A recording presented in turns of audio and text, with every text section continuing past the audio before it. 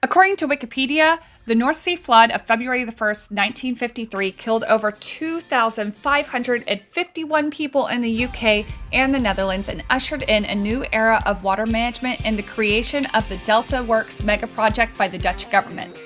Let's find out more about what Wikipedia has to say about this disaster. It's week 5 in 2025 at Wiki Review Weekly.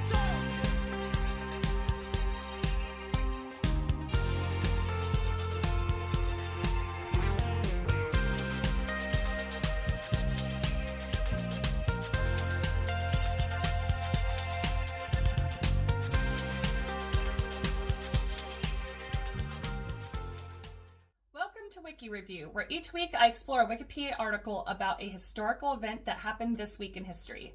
I explore it with you in a fun and conversational way, review sources to assess the article's credibility, and finish by spinning the roulette wheel to pick next week's topic. If you haven't already, like and subscribe. I'm Kaylee, and stick around as we dive into the Wiki Review. The 1953 North Sea flood, in Dutch called the Watersnoodstromp, was a major flood caused by a heavy storm surge that struck the Netherlands, northwest Belgium, England, and Scotland. Most sea defenses facing the surge were overwhelmed, resulting in extensive flooding.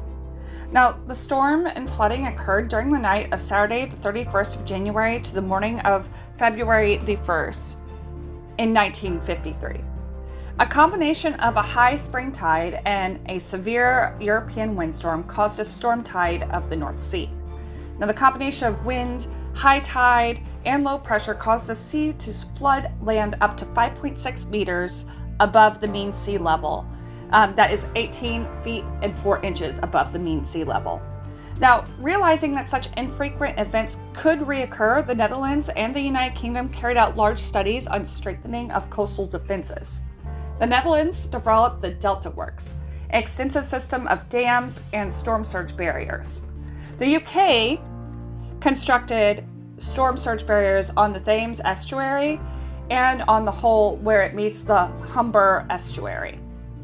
And I really find this topic extremely interesting, mainly because I now currently live in the Netherlands, so I do see this amazing system of canals and dams and dikes that we have, and I know a little bit about the Delta Works, but it's crazy interesting that this is all, not all of it, but a lot of it was created after this flood. I just find that insanely cool.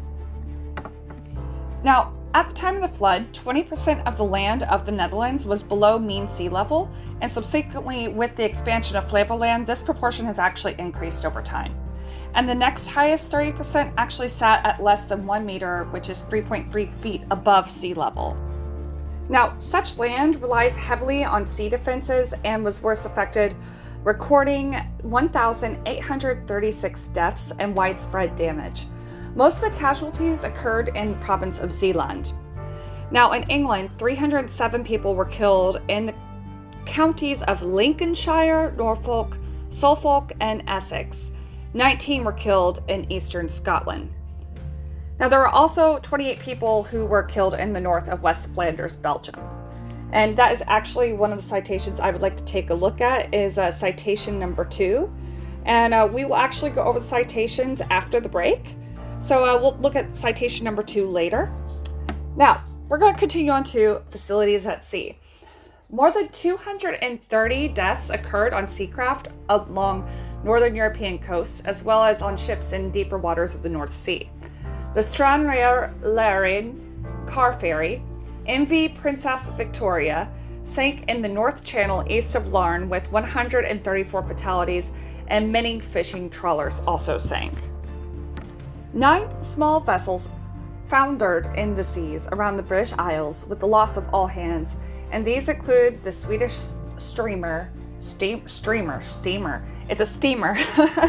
The Swedish steamer Ospo with 22 crew lost. The British steamer Yeo-Valley, that is a weird way. I don't know.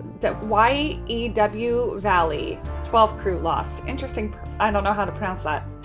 And the British trawler Sheldon, 14 crew lost. Michael Griffith, 13 crew lost. And Guava, 11 crew lost. The Dutch motor vessels Salland, 9 crew were lost. And Westland, 8 crew were lost. And the Dutch trawler Katarina Duveis were 16 crew lost, and the Belgium trawler Leopold Nerva, 5 crew lost. And I'm also going to say citation number 10, we're going to review that as well. There's a series of citation here, all looking at the boats who lost crews. So I've just randomly selected number 10 to take a look at and see where they're getting that data from. Anyway, into the Netherlands. From the midday on the 31st of January 1953, water was driven from the northern reaches of the North Sea between Norway and Scotland by a strong northwest gale. A storm surge developed along the coast of the Netherlands, which coincided with the high spring tide, leading to many water levels on the Dutch coast on the morning of the 1st of February 1953 being higher than any other previous recorded figures. And this is particularly true in the southwestern areas of the country. At 10:30 p.m. on Saturday evening, the 31st of January, it was low tide. But this time, the water remained high. The strength of the hurricane had broken the tidal movement. Ooh, that must be pretty rare. Now, on the night of the 1st of February 1953, around 3 a.m., many dikes in the province of Zeeland and adjacent areas of South Holland and North Brabant proved unable to resist the floodwaters. On both islands and mainland, large areas of the country were flooded. And at 4 p.m. on February the 1st, the flood reached a second high. The water rose even higher than during the first flood, and more dikes broke. Many people who had survived the first flood died as the houses whose rooftops they had sheltered on collapsed due to the persistent water pressure. And at that time, the government did not yet know that Schouwen-Duiveland, I'm going to butcher these Dutch names, and I'm a little bit ashamed of it because I've been living in the Netherlands for quite a while now, so I'm so sorry, Dutch people. I know I should do better. But anyway, they did not know that Schouwen-Duiveland, Goree Overflake, and Thorin were almost completely underwater, and no large-scale rescue operations had yet taken place. Only on Monday, the 2nd of February, were fishermen the first to sail deep into the disaster area to save hundreds of people. Rescue operations from the air were hardly possible, and the Netherlands only had 1 helicopter and had to wait until other countries offered help.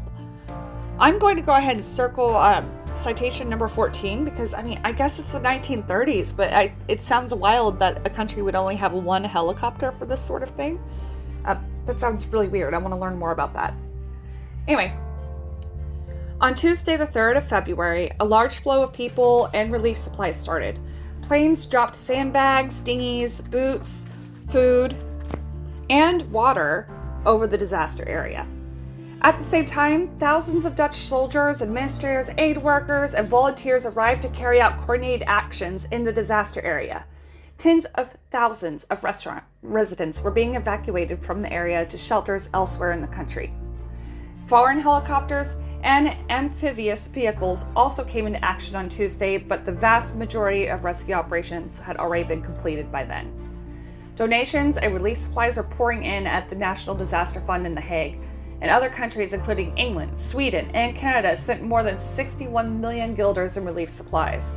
Many people still commemorate the dead during the Maeslantkering Water Nostrum on the 1st of February. Now, the Rijkswaterstaat had warned about the risk of flooding, and at the time of the flood, none of the local radio stations broadcast at night, and many of the smaller weather stations also only operated during the day.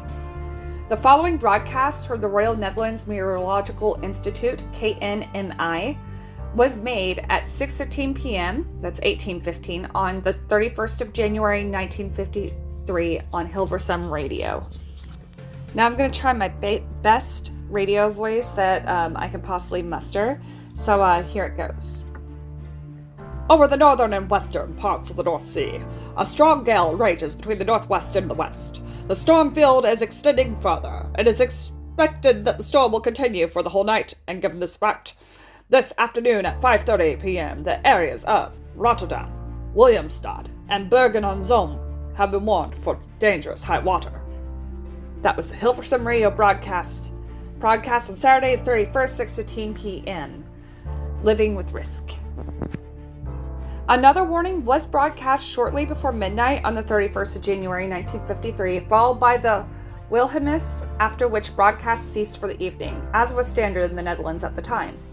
As a result, the warnings of the KNMI did not penetrate the threatened area in time.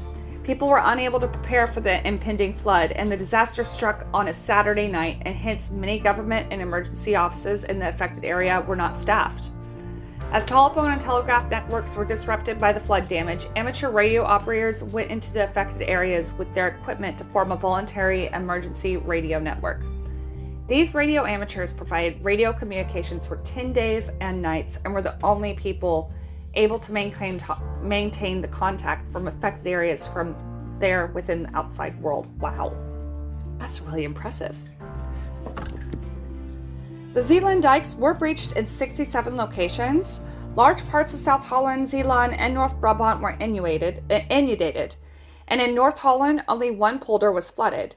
The most extensive flooding occurred on the islands of Schouwen-Duivenland, Thoren, St. Philipsland, Gorre Overflaka,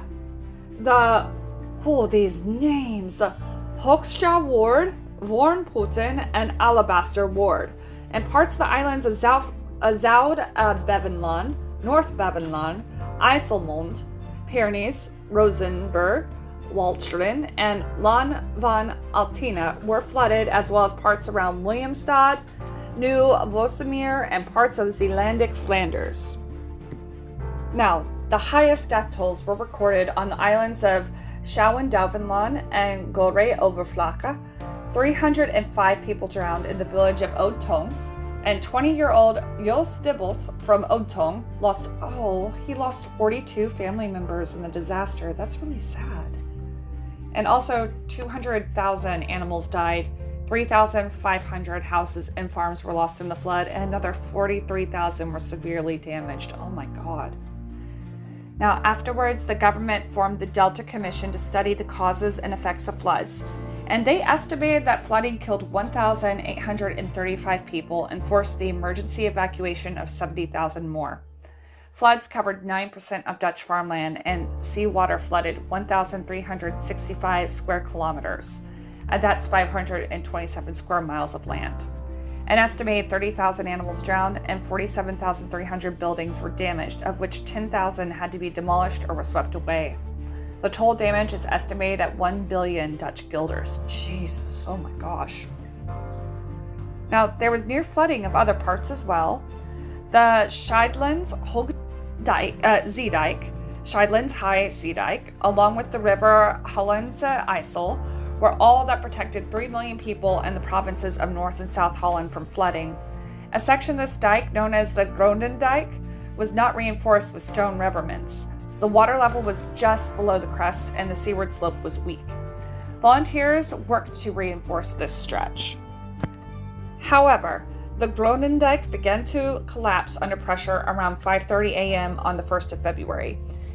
Seawater flooded into the deep polder. In desperation, the mayor of Nieuwerkerk commanded the river ship De Twee Gebroeders, the two brothers, and ordered the owner to plug the hole in the dike by navigating the ship into it. Ooh, how is that going to work?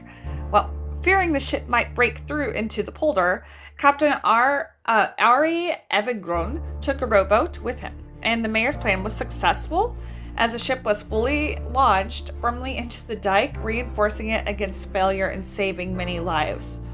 That's absolutely wild, and I want to point out that there is no citation regarding this event, and I really wish there was a citation here that I could double check on, but yeah, if you are editing Wikipedia, maybe look into trying to find a citation for this event. It's really impressive, regardless.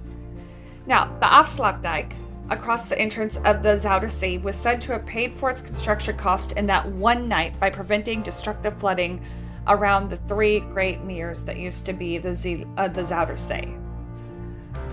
Now, several neighboring countries sent soldiers to assist in searching for bodies and rescuing people. The United States Army sent helicopters from Germany to rescue people from rooftops, and Queen Juliana and Princess Beatrix visited the flooded areas only a few days after. A large aid program, the National Relief Fund, was launched, and soldiers raised funds by selling pea soup door to door. That's very specific. Internationally, 100,000 commemorative postcards featuring an illustration of Epidolve was sold. A national donation program was started, and there was a large amount of international aid. The Red Cross was overwhelmed by contributions, and they diverted some of the funds to assist residents of third world countries. It was found that the flooding could have been 4 feet or 1.2 meters higher, and the Reichswasserstaat's plan concerning the protection and strengthening of the dikes was accepted.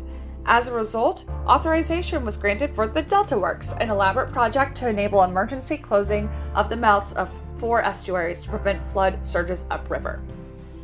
Now let's take a look at the United Kingdom and how the floods affected the UK. The North Sea flood of 1953 was one of the worst floods of the 20th century in England and Scotland.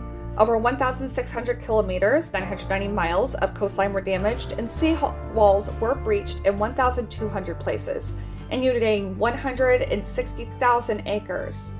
Flooding forced over 30,000 people from their homes, and 24,000 properties were greatly damaged. The damage is estimated at £50 million at 1953 prices, which would be about £1.2 million at 2013 prices.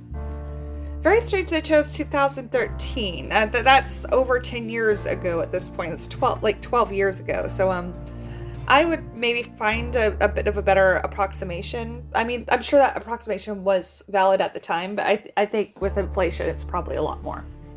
Anyway, probably the most devastating storm to affect Scotland for 500 years, the surge crossed between Orkney and Shetland, and the storm generated coastal and inland hazards, including flooding, erosion, destruction of coastal defenses, and widespread wind damage.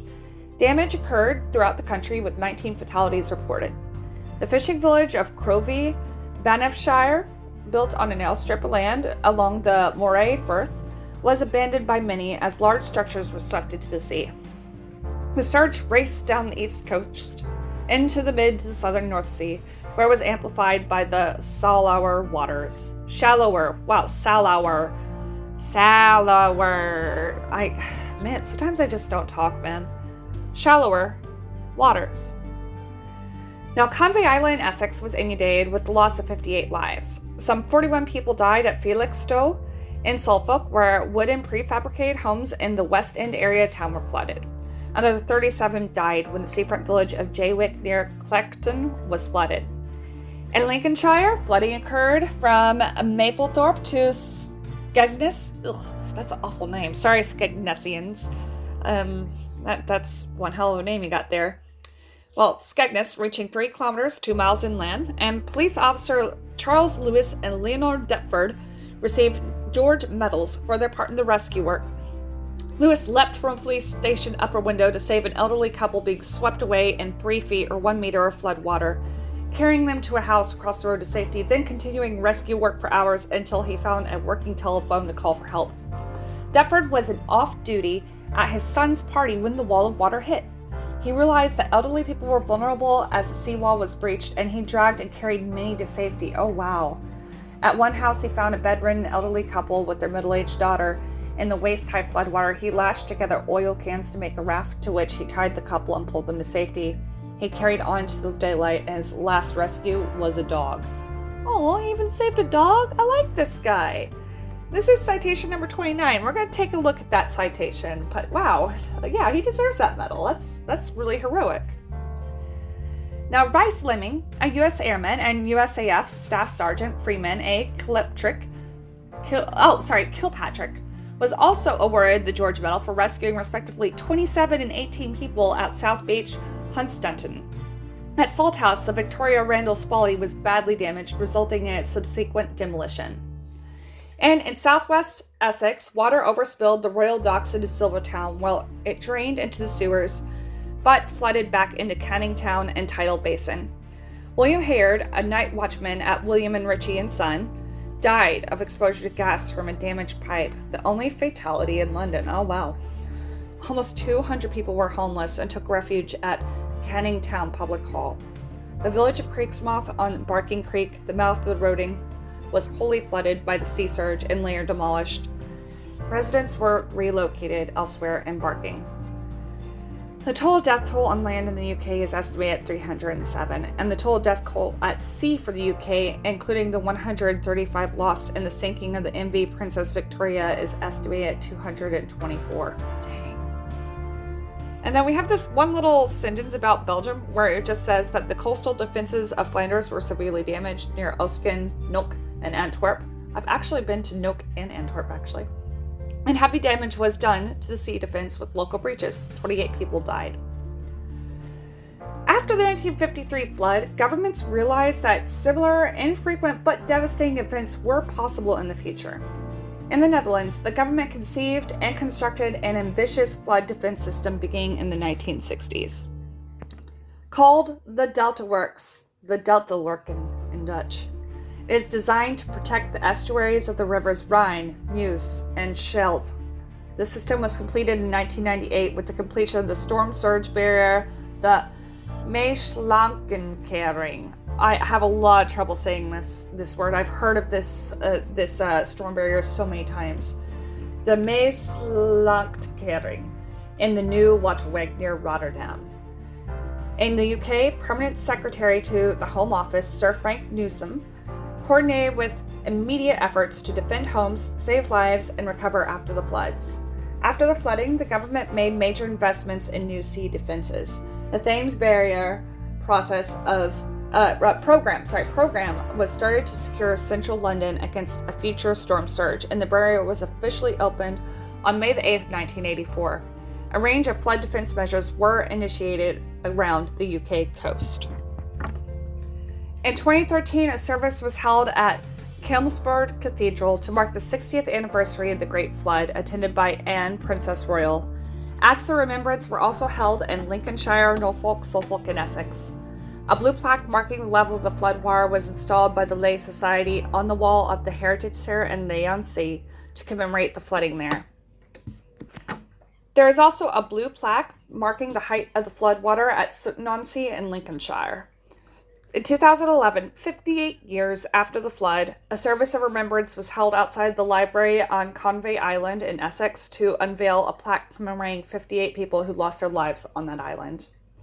And the Watersnood's Museum, or Flood Museum in Overcook, Netherlands, opened in 2001 as the National Knowledge and Remembrance Center for the Floods of 1953. I would actually really like to go see that museum. That sounds insanely interesting. And that, everybody, is all to our story. There are additional books and films that were inspired by this. There's a whole list, but you can look that up on your own on Wikipedia. And if you will stick around, we will go through some of the citations and assess if these are good citations to use in research. And I have to say, that was a really interesting topic to be going over. I'm really glad that I decided to do this topic. Though I will say, I had a lot of trouble reading this, and I know I've been living in the Netherlands for so long, but I struggle with pronouncing words, especially like Dutch words that are very long. So I apologize to my Dutch friends and my Dutch boyfriend. Oh my gosh, like, I know he's going to shudder when he hears some of my pronunciations. Also, I did struggle on this too because for whatever reason, my pets are very active today. I actually have a dog and 3 cats. You can't see it right now because you're looking at the slideshow. But I am filming in my own, I'm recording in my own living room because I don't have a separate office. And throughout this recording, I've had the cats jumping on onto the chairs, onto the desk. One of them knocked a marker off. They started eating food. And like maybe you heard some pitter-patter in the background. So if you did, comment below, let me know. But stick around and we're going to assess some of those citations. Hey everyone, thanks so much for watching. As you may know, this is a brand new channel and your likes and subscribes make a huge difference in helping me grow and get noticed by the famous YouTube algorithm. Now, who knows, maybe with your support, we'll even catch the attention of some sponsors down the road. So, if you like this video so far, please like the video and subscribe to my channel. And if you forgot, I'm your host, Kaylee. I was conducting PhD research at Vrije University Amsterdam before moving to YouTube, but I'm also a professional visual and performing artist. You can actually see some of my artwork here up on the screen, and several of my original works are actually for sale on my Etsy store. I have some on the screen that you can take a look at, but I would rather you to go check it out on Etsy. I've got a variety of original paintings, handmade jewelry, and prints available, and it's a great way to bring a little bit of art into your life. The link to my Etsy store is in the description and below. And thanks again for being here. Like and subscribe to this channel, and let's continue.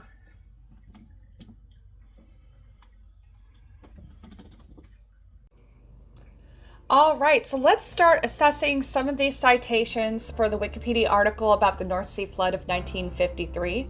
The citations I want to look at are number 2, number 10, number 14, and number 29. But first, if we go down to references, we'll see how many different sources we have for this. And we have, it looks like 42 different sources, plus a few extra on the end and some external links. And I think that this is a reasonable amount of sources to have for an article that was about this size. And so I think that's a really positive thing to see on this particular article. Now let's take a look at this one. It's number 2, The Devastating Storm in 1953 by the History Press. And it was retrieved for Wikipedia on October the 8th of 2002. And it comes from the History Press website. And it looks like it's an informational article about the North Sea flood. And scrolling through this, there's even historical artifacts, historical photographs on this. And this looks like a good website to get information about this particular topic. And it looks like this is a history website in particular. And it has a lot of information here. So I would say that this is probably a good source for some general information.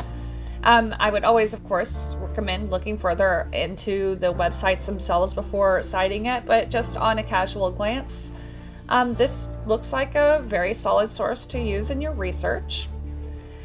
Looking at the next one, we have number 10, and it is also from a website called reshaped.eu, and this was posted in November of 2023 by Catherine Duvis.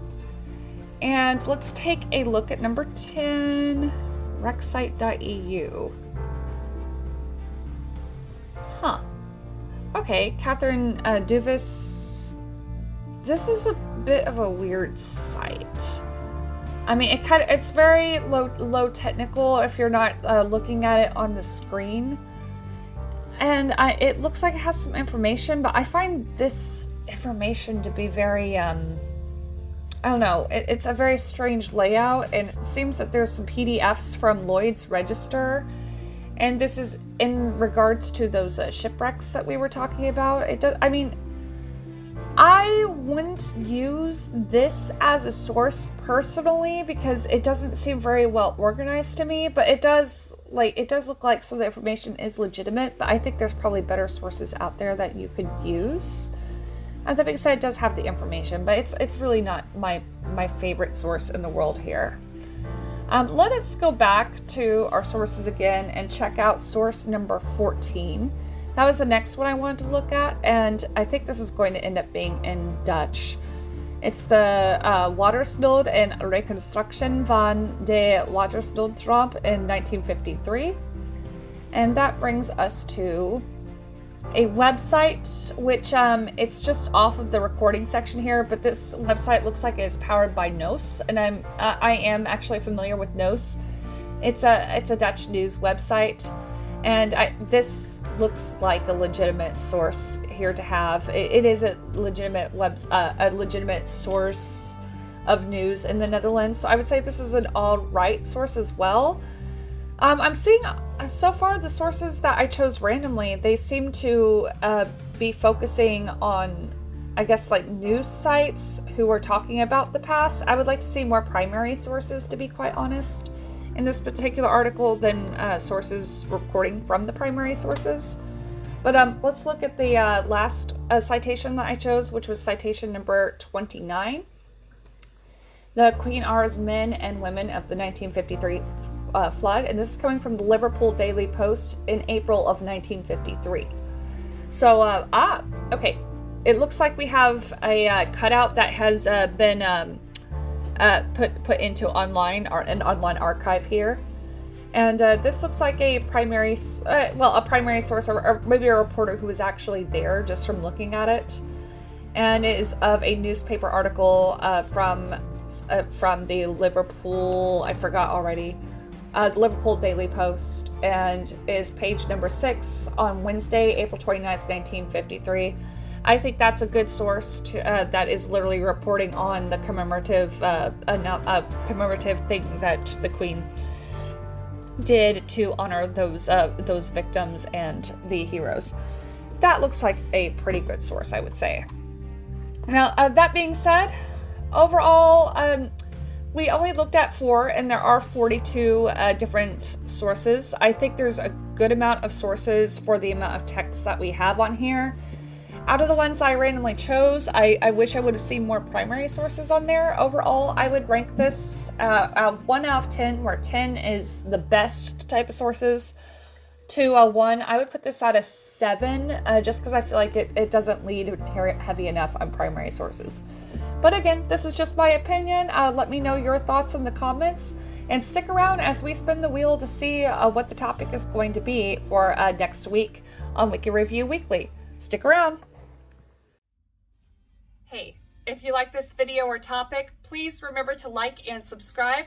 And if you saw anything in the Wikipedia article that you think is incorrect, needs editing, or something you just think is cool, write it in the comments below. Now, let's spin the roulette wheel and see what next week's topic is going to be. Okay, I've gone ahead and thrown the wheel on the screen. Let us spin this wheel and see what we're going to cover next week. And the topic we have is a place. Oh, wow. So, all right. So next week, during week 6 of 2025, we will be talking about a place. So stick around for and see us next week on Wiki Review Weekly. Thanks so much for watching today. Again, this is a brand new channel, and your likes and subscribes really help me get noticed. I hope to build this channel to a point where it can be monetized and get sponsorships, because doing this sort of thing is really fun, and I'd like to continue. I'd also love for you to check out my Etsy store if you're interested in supporting my work. I have a variety of original paintings, homemade jewelry, and prints for sale. It's a great way to bring a little creativity into your home. So if you had fun today, or you saw something in the Wiki article that maybe someone needs to edit, please comment below, and don't forget to like and subscribe. Your support means the world to me. Until next time, stay inspired, keep learning, and I'll see you in the next video. Take care! You can also support us on Patreon at patreon.com/wikireviewweekly.